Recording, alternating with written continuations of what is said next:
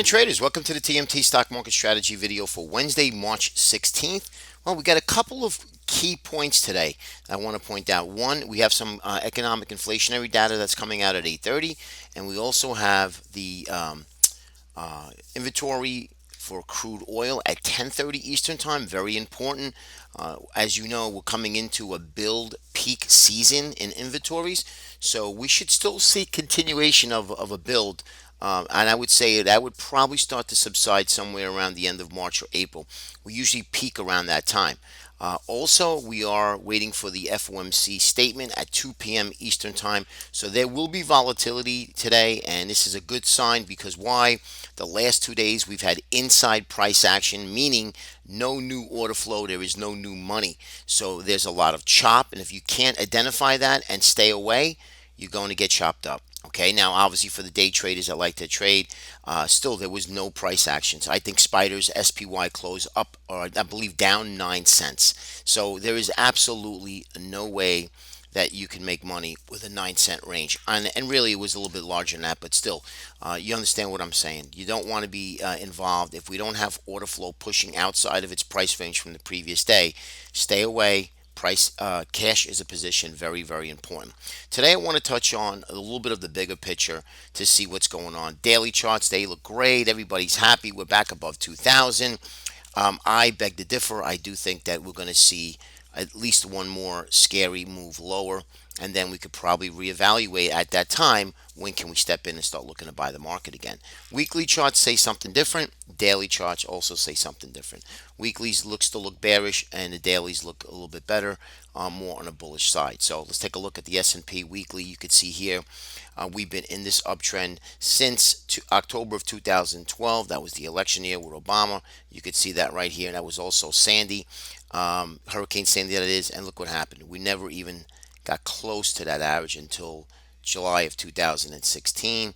Couldn't get above it. We did. We broke, and now we're below it. Can't get above it yet again. This is a very interesting point, guys. If we lose this point right here, which would be 182, and of course we're way, way away from that, look for these areas here, 160, 170. Now, this is the longer term picture, right? We're on a weekly chart. Take a look at our RSI. Lower lows, lower highs, lower lows, lower highs. We're at that point again. Do we go this way or do we go that way? We do not know until price tells us. But the weekly chart does not look good, right? The higher time frames take precedent over the shorter term time frames, and this is a higher time frame than a daily. Obviously, this is not a good sign. Okay, I just want you to be abreast of the bigger picture here. S&P daily looks great, right? We're back above this big horizontal area of resistance, which is now support at 201. We had a big bearish rising wedge here, which we're still in the wedge. We're still in that wedge formation, and let me just draw that a little bit better. We touched the bottom of the line, and it's only bearish until we break below it. Now, I had mentioned many times that we have lots of longs that are trapped up in this area because they thought that we were going to go higher, which we actually went much lower. So use caution here and see at any given moment. I do believe that we can actually sell off and start to break down again. And obviously your 20 and 50 day would be your first target to the downside. We are a little bit overbought. You can see in our MACD and our RSI coming into the 65-70 area, so we are a little bit overbought there. Take a look at our transports, which is deemed our leader. Now, our leader, okay, is very important here because our leader, we want our leader to lead. And the weekly chart, as you can see, I've showed this to you many times already in the past. We have a huge head and shoulders pattern, which our target comes down to 108.50. Okay, we broke the neckline. Now we're back testing the neckline. All right, from this basically bear flag that we have. So this is going to be a do or die here, guys. 137.98.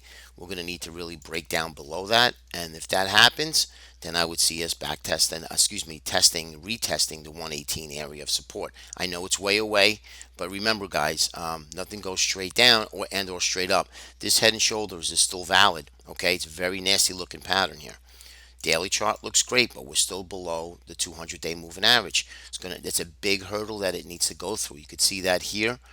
Okay, you could see that here, that it needs to break back above it. Again, lots of longs trapped, and when you see that we can't get above the 200, I would say look out below. Okay, and I do think that that may happen. Look, things change, but you could see clearly weekly charts again look terrible. Here's the IWM weekly. I showed this to you weeks and weeks ago, but I always like to come back to it and just let see where we are. And what we did was just basically back tested the neckline, which is here at 109. So back test of the neckline. If we start to lose it, 89.22 is the target on his big head and shoulders weekly. So the weeklies look terrible.